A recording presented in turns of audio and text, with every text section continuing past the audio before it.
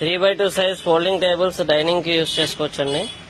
అది ఇంకో మోడల్. మనకి 1 సెకండ్ లో ఓపెన్, 1 సెకండ్ లో క్లోజ్ చేసుకోవచ్చు. టేబుల్ ని చాలా స్పీడ్ గా యూజ్ చేసుకోవచ్చండి.